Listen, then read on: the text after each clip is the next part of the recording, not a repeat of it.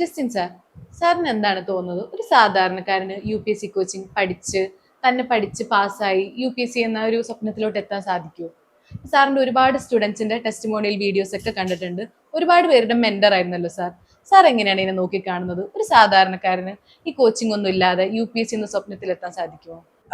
That's very interesting. U P S സിക്ക് സത്യം പറഞ്ഞാൽ അങ്ങനത്തെ യാതൊരു ഡിവിഷൻസും ഇല്ല. സാധാരണക്കാരെന്നോ പണക്കാരനെന്നോ പാവപ്പെട്ടവനെന്നോ നോർത്ത് ഇന്ത്യനെന്നോ സൗത്ത് ഇന്ത്യനെന്നോ ഒരു ഡിവിഷൻസും ഇല്ല. തീർച്ചയായിട്ടും കോച്ചിങ് ഇല്ലാണ്ടും സിവിൽ സർവീസ് എക്സാം സെൽഫായിട്ട് പ്രിപ്പയർ ചെയ്ത് എഴുതി നേടിയെടുക്കാനാവും. അങ്ങനെ തെളിയിച്ച ഒരുപാട് പേര് നമുക്ക് മുന്നിലുണ്ട്. അപ്പോൾ കോച്ചിങ് ഒരു അനിവാര്യതയെ അല്ല, പ്രൊവൈഡഡ് നമുക്ക് കൃത്യമായ ധാരണയുണ്ടെങ്കിൽ, സിലബസിനെ കുറിച്ചും എക്സാമിൻ്റെ പാറ്റേണിനെ കുറിച്ചും കണ്ടന്റിനെ കുറിച്ചൊക്കെ കൃത്യമായ ധാരണയുണ്ടെങ്കിൽ, നമുക്കറിയാമെങ്കിൽ, നമ്മൾ എഫേർട്ട് ഇടാൻ തയ്യാറാണെങ്കിൽ കോച്ചിങ് ഒരു അനിവാര്യതയെ അല്ല, അല്ലെങ്കിൽ കോച്ചിങ് ഒരു കമ്പൽസറി ഓപ്ഷനേ അല്ല. പക്ഷെ ഗൈഡൻസ് അത് ഭയങ്കര ഇമ്പോർട്ടൻ്റ് ആണ്. ഇനി ഇവിടെ എന്നോട് ചോദിച്ചതിൽ എന്തുകൊണ്ട് സാധാരണക്കാർക്ക് ഇത് പ്രാപ്യമാകുന്നില്ല, അല്ലെങ്കിൽ എന്തുകൊണ്ട് സാധാരണക്കാർ എന്നൊരു ക്വസ്റ്റ്യൻ മാർക്ക് ഇടുമ്പോൾ പല കാരണങ്ങളുണ്ട്. ഏറ്റവും പ്രധാനപ്പെട്ട കാരണം നമ്മൾ സ്ഥിരം കാണാറുള്ളത് പോലെ തന്നെ, അല്ലെങ്കിൽ സ്ഥിരം അനുഭവിക്കാറുള്ളത് പോലെ തന്നെ, ഫിനാൻഷ്യൽ കൺസ്ട്രെയിൻസ് ആണ്. ഇപ്പോൾ യു പി എസ് സി കോച്ചിങ്ങിന് കേരളത്തിലോ ഡൽഹിയിലോ ഹൈദരാബാദോ ബാംഗ്ലൂരോ എവിടെ ചെന്നാലും മിനിമം 1 ലക്ഷമാണ് ഈ ഒരു കോച്ചിങ് ഫീ ആയിട്ട്, ഒരു വർഷത്തെ കോച്ചിങ് ഫീ ആയിട്ട് ചാർജ് ചെയ്യുന്നത്. സംതിങ് അറൗണ്ട് 1 lakh ആണ്. ചിലപ്പോൾ അത് വിത്ത് ഓപ്ഷണൽ ആവാം, വിത്തൗട്ട് ഓപ്ഷണൽ ആവാം.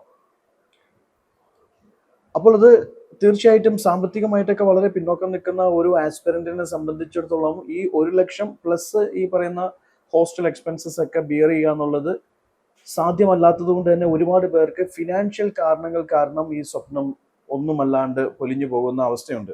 മറ്റൊന്ന് സോഷ്യോ കൾച്ചറൽ ബറിയേഴ്സ് ആണ്. ഇപ്പം ഇത് ഒരുപാട് സർവേസ് ഒക്കെ റിപ്പോർട്ട് ചെയ്തിട്ടുള്ള, അല്ലെങ്കിൽ സർവേസ് ഒക്കെ പ്രസന്റ് ചെയ്തിട്ടുള്ള ചില കാരണങ്ങളാണ്. നമ്മളിപ്പോൾ എത്രത്തോളം അഡ്വാൻസ്ഡ് ആണെന്ന് പറഞ്ഞാൽ, 21ാം നൂറ്റാണ്ടാണെന്നൊക്കെ പറഞ്ഞാലും ഇപ്പോഴും സോഷ്യലി കൾച്ചറലി ഒരു ബാക്ക്വേർഡ്നെസ്, അല്ലെങ്കിൽ ബാക്ക്വേർഡ് ആയിട്ട് പ്ലേസ് ചെയ്തിരിക്കുന്ന ഒരുപാട് കമ്മ്യൂണിറ്റീസ് ഉണ്ട്. അപ്പോൾ മറ്റുള്ളവർ അവരെ നോക്കിക്കാണുന്ന രീതി, അല്ലെങ്കിൽ മറ്റുള്ളവർ അവർക്ക് കൊടുക്കുന്ന ഒരു ഇംപ്രഷൻ, അല്ലെങ്കിൽ ഒരു പൊസിഷൻ, ഇതൊക്കെ മാറ്റർ ചെയ്യുന്നു. പലപ്പോഴും ഉൾവലിഞ്ഞു നിൽക്കുന്ന ഒരു പ്രകൃതം, സൊസൈറ്റിയും അല്ലെങ്കിൽ സോഷ്യൽ കൾച്ചറൽ ബറിയേഴ്സ് തന്നെയായിരിക്കും പലരെയും ഉൾവലിഞ്ഞ് നിർത്തുന്ന ഒരു പ്രധാനപ്പെട്ട ഘടകം. അപ്പം നമ്മുടെ സൊസൈറ്റി അല്ലെങ്കിൽ കൾച്ചറൽ ബറിയേഴ്സ് അത് ലിഫ്റ്റ് ചെയ്യേണ്ട സമയം അതിക്രമിച്ചിരിക്കുന്നത്. ഈ എക്സാം എല്ലാവർക്കും പോസിബിൾ ആണ് എന്നുള്ള തിരിച്ചറിവ് അവനവൻ്റെ ഉള്ളിലുണ്ടാകണം എന്നുള്ളതും വളരെ ഇമ്പോർട്ടൻ്റ് ആണ്. നമ്മളിപ്പോഴും നമുക്കറിയാം, നമ്മൾ ന്യൂസ് പേപ്പറിൽ വായിക്കുന്നതും അല്ലെങ്കിൽ ന്യൂസ് ചാനൽസിലൊക്കെ കാണുന്നതുമായിട്ടുള്ള ഒരുപാട് സംഭവ വികാസങ്ങളുണ്ട്.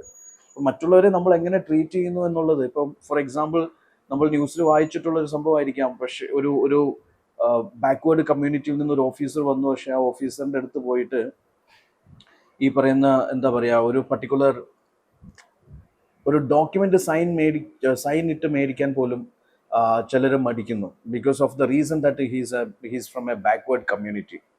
അപ്പോൾ അങ്ങനെയുള്ള ഇൻസിഡൻസ് ഉണ്ട്. അപ്പോൾ നമ്മുടെ ഈ സോഷ്യോ കൾച്ചറൽ ഔട്ട്ലുക്കിൽ ചേഞ്ചസ് വേണോ എന്നുള്ളത് ഒരു ക്വസ്റ്റ്യൻ മാർക്കാണ്.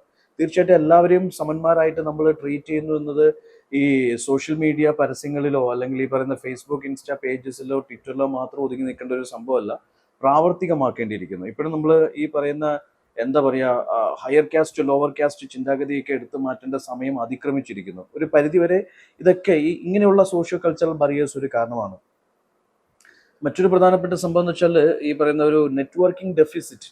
അതായത് കൃത്യമായിട്ടുള്ള മെൻറ്റേഴ്സിന്, അല്ലെങ്കിൽ അങ്ങനെയുള്ള എന്താ പറയുക സപ്പോർട്ട് മെക്കാനിസമായിട്ട് കണക്ട് ചെയ്യാനുള്ള സൗകര്യമില്ലായ്മ, അല്ലെങ്കിൽ അതിനുള്ള ഒരു കണക്ടിവിറ്റി ഇല്ലായ്മ വലിയൊരു പ്രശ്നമാണ്. പ്രോപ്പർ മെൻറ്റേഴ്സ് പലയിടത്തും അവൈലബിൾ ആണ്, ഫ്രീ ആയിട്ടോ അല്ലെങ്കിൽ ഈ പറഞ്ഞ പോലെ ഫുൾ ടൈം ഒക്കെ സപ്പോർട്ട് കൊടുക്കുന്ന പ്രോഗ്രാംസും കാര്യങ്ങളൊക്കെ അവൈലബിൾ ആണ്. പക്ഷെ അവരെ കണക്ട് ചെയ്യാൻ പറ്റാണ്ടായി പോകുന്നതും വലിയൊരു വെല്ലുവിളിയാണ്.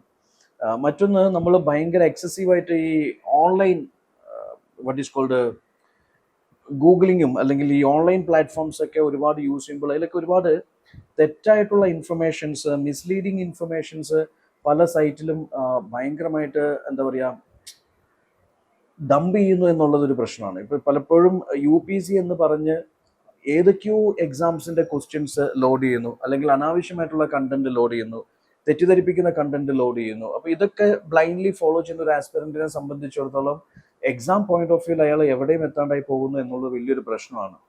മറ്റൊന്ന് ലാംഗ്വേജ് ഇഷ്യൂസ് ആവാം. ഇപ്പം ഓൺലൈൻ പ്ലാറ്റ്ഫോംസിലാണെങ്കിലും മോസ്റ്റ് ഓഫ് ദ കണ്ടന്റ് എല്ലാവർക്കും കോമൺ ആയിട്ടും ആക്സസിബിൾ ആവുന്നത് ഇംഗ്ലീഷ് ലാംഗ്വേജിലായിരിക്കും. പക്ഷെ നമുക്ക് ലാംഗ്വേജ് അറിയില്ലാത്തതൊരു പ്രശ്നമാണ്. അല്ലെങ്കിൽ ഈ പറഞ്ഞതുപോലെ നമ്മുടെ പ്രാദേശിക ഭാഷകളിൽ വേണ്ട കണ്ടന്റിന്റെ ലഭ്യതയില്ലായ്മ ഒരു പ്രശ്നമാണ്. അപ്പം ലാംഗ്വേജ് ഒരു ഇഷ്യൂ ആണ് പലരെ സംബന്ധിച്ചിടത്തോളം. മറ്റൊന്ന് ഈ റീലൊക്കേഷൻ ചാലഞ്ചസ്. ഇപ്പം ഡൽഹിയിലേക്ക് ഷിഫ്റ്റ് ചെയ്യുക, ട്രിവാൻഡ്രത്തേക്ക് ഷിഫ്റ്റ് ചെയ്യുക, ബാംഗ്ലൂരിലേക്ക് ഷിഫ്റ്റ് ചെയ്യുക. അപ്പം മേ ബി വീട്ടിൽ പ്രായമായവരുണ്ടാവും, അല്ലെങ്കിൽ ഈ പറഞ്ഞ പോലെ അസുഖമുള്ളവരുണ്ടാവും. അപ്പോൾ പലരെയും വിട്ട് മാറി നിൽക്കുക, അല്ലെങ്കിൽ സാമ്പത്തികമായിട്ട് ജോലി വിട്ട് മാറി നിൽക്കുക എന്നൊക്കെ പറയുന്നത് ഒരു പ്രശ്നമാണ്. അപ്പോൾ ഇതെല്ലാം പ്രശ്നങ്ങളാണ്. പക്ഷെ ഞാൻ പറയുന്നത് ഈ പ്രശ്നങ്ങൾക്കൊക്കെ അപ്പുറം സൊല്യൂഷൻസ് ഉണ്ട് എന്നുള്ളതാണ് ഇതിന്റെ ഏറ്റവും വലിയ പ്രത്യേകത. സാർ ഇപ്പോൾ ഇവിടെ ഒരുപാട് പ്രശ്നങ്ങൾ പറഞ്ഞു, അതെല്ലാം ശരിക്കും വരുന്ന നമ്മൾ എഫക്ട് ചെയ്യുന്ന പ്രശ്നങ്ങളാണ്. അപ്പൊ ഇതിന് എന്താണ് ഒരു സൊല്യൂഷൻ ആയിട്ട് സാർ നോക്കിക്കാണുന്നത്? അപ്പോൾ എന്താണ് സൊല്യൂഷൻസ് എന്ന് ചോദിക്കുമ്പോൾ ഞാൻ പറഞ്ഞില്ലേ, ഇപ്പം നമുക്ക് ഗവൺമെന്റ് ഒരുപാട് സ്കീംസ് പ്രൊവൈഡ് ചെയ്യുന്നുണ്ട്. ഒരുപാട് സ്കീംസ് ഉണ്ട്.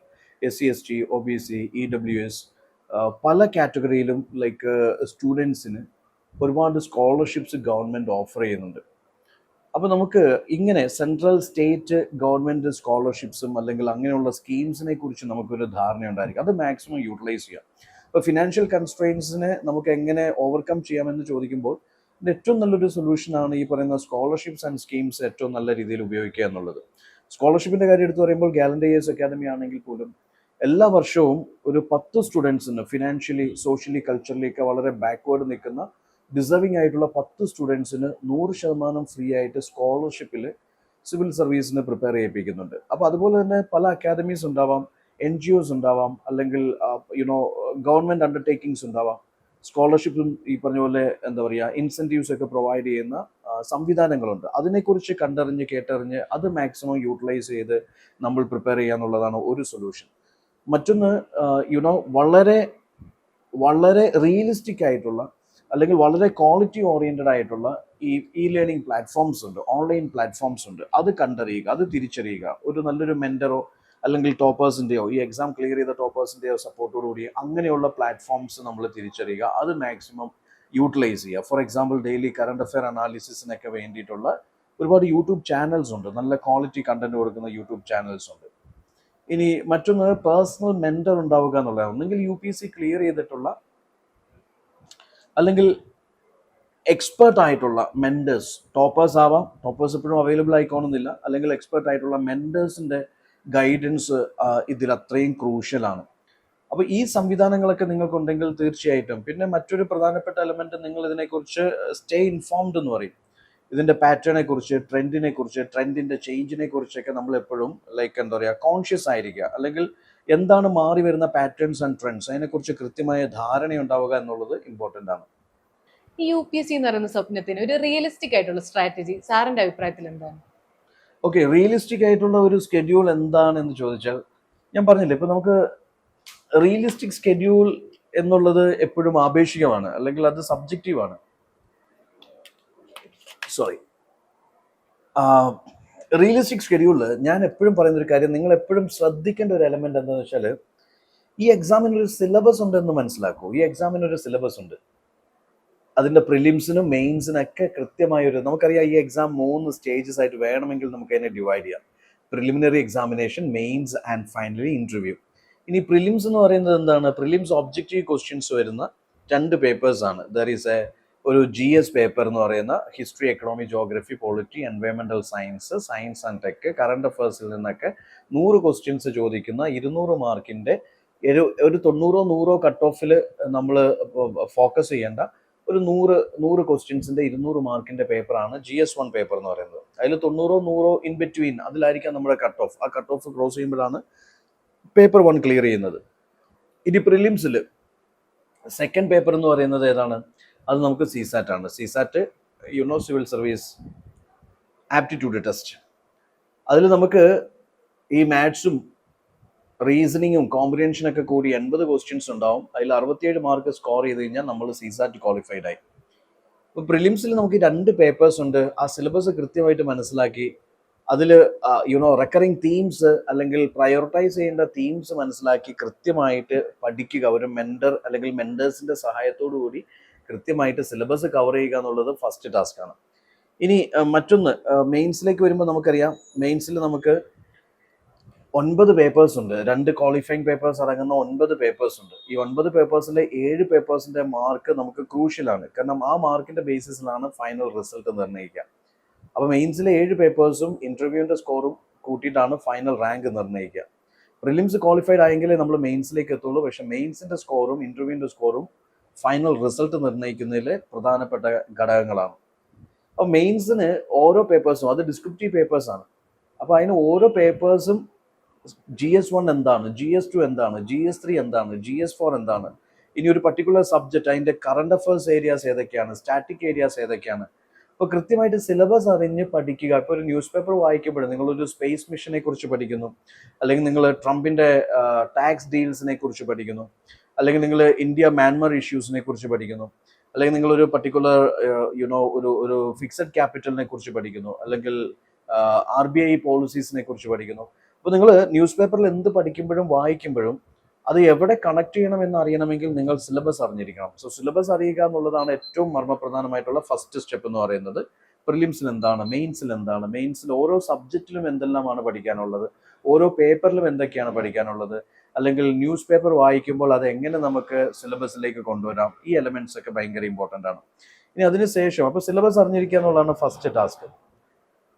രണ്ടാമത്തത് വളരെ റിയലിസ്റ്റിക് ആയിട്ടുള്ള ഒരു സ്റ്റഡി പ്ലാൻ ഉണ്ടാവുക എന്നുള്ളതാണ്. ഇപ്പം നിങ്ങൾ വർക്ക് ചെയ്യുന്ന ഒരു ആസ്പിറന്റ് ആവാം, ഫുൾ ടൈം ആസ്പിറന്റ് ആവാം, നിങ്ങൾക്ക് ഒരു പർട്ടിക്കുലർ ഡെയിലി റുട്ടീൻ ഉണ്ടാവും. നിങ്ങൾ ഇന്ന സമയത്ത് എണീക്കുന്നു, ഇന്ന സമയത്ത് ഉറങ്ങുന്നു, ഇന്ന സമയത്ത് ഭക്ഷണം കഴിക്കുന്നു, ഇന്ന സമയത്ത് നടക്കാൻ പോകുന്നു, ഇന്ന സമയത്ത് നിങ്ങൾ ഇന്ന കാര്യങ്ങൾ ചെയ്യുന്നു.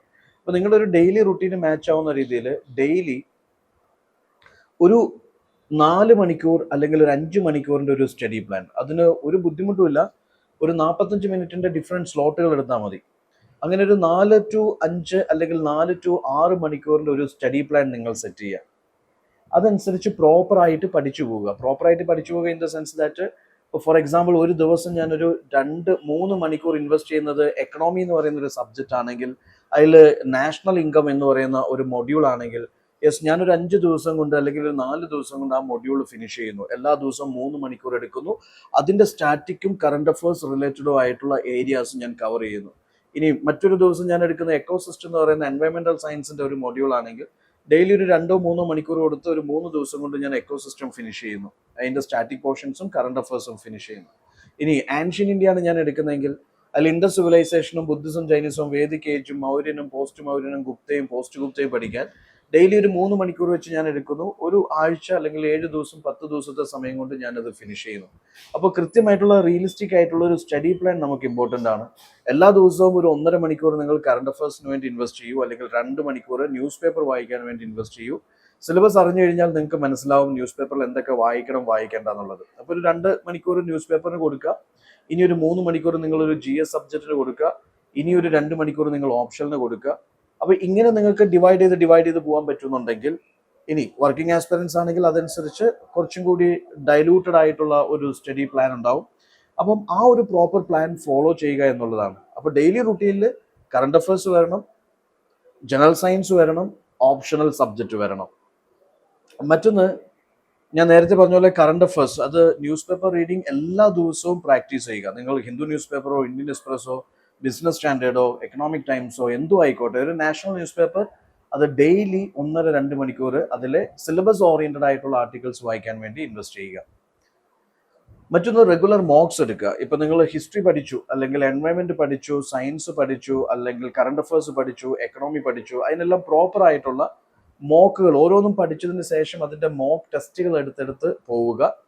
ആൻസർ റൈറ്റിങ്ങും അതുപോലെ തന്നെ. ഈ 10 മാർക്കിന്റെ ക്വസ്റ്റ്യൻ ആൻസർ ചെയ്യുക, അതും 150 വേർഡ്സിൽ ആൻസർ ചെയ്യുക, 7 മിനിറ്റിൽ ഫിനിഷ് ചെയ്യുക എന്ന് പറയുന്ന ഒരു ടാസ്ക് ആണ്. അത് റെഗുലർ ആയിട്ട് നിങ്ങൾ പ്രാക്ടീസ് ചെയ്തെങ്കിൽ മാത്രമേ ആ ഒരു പെർഫെക്ഷനിലേക്ക് നമുക്ക് എത്താൻ പറ്റുള്ളൂ. പ്രോപ്പർ ആയിട്ടുള്ള ഒരു ഇൻട്രൊഡക്ഷൻ, ബോഡി, കൺക്ലൂഷൻ, ഒരു സ്ട്രക്ചർ ഉണ്ടാവണം, കണ്ടന്റ് ഭംഗിയായിട്ട് ആർട്ടിക്കുലേറ്റ് ചെയ്യാൻ പറ്റണം, നല്ലൊരു കൺക്ലൂഷൻ ഉണ്ടാവണം. അപ്പോൾ ഇതൊക്കെ റെഗുലർ പ്രാക്ടീസിലൂടെ മാത്രമേ നടക്കുകയുള്ളൂ. ഇപ്പോൾ റെഗുലറായിട്ട് ആൻസേഴ്സ് എഴുതുക, അതിന്റെ റിവ്യൂ മേടിക്കുക, ഫീഡ്ബാക്ക് എടുക്കുക, ഇംപ്രൂവൈസ് ചെയ്യുക.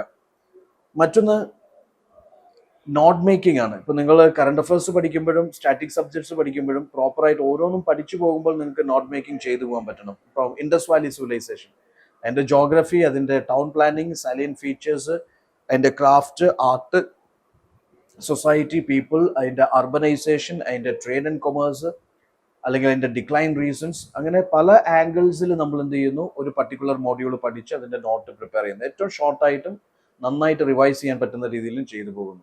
അപ്പോൾ നോട്ട് മേക്കിംഗ് ഭയങ്കര ക്രൂഷ്യലാണ്. മറ്റൊന്ന് PYQs, റെഗുലർ ആയിട്ട് എല്ലാം സബ്ജക്ട് വൈസ് നിങ്ങൾ PYQs പ്രാക്ടീസ് ചെയ്യുക, പ്രിലിംസിന്റെയും മെയിൻസിന്റെയും. കാരണം PYQs ചെയ്യുന്നതിന്റെ ഗുണം എന്ന് വെച്ചാൽ എവിടെ നിങ്ങളെ ലിമിറ്റ് ചെയ്യണം എന്നുള്ളത് നിങ്ങൾക്ക് മനസ്സിലാവും. വെറുതെ എന്താ പറയുക, വാരി വലിച്ച് വായിച്ചിട്ടോ പഠിച്ചിട്ടോ നമുക്ക് ഈ എക്സാം ക്ലിയർ ചെയ്യാൻ പറ്റത്തില്ല.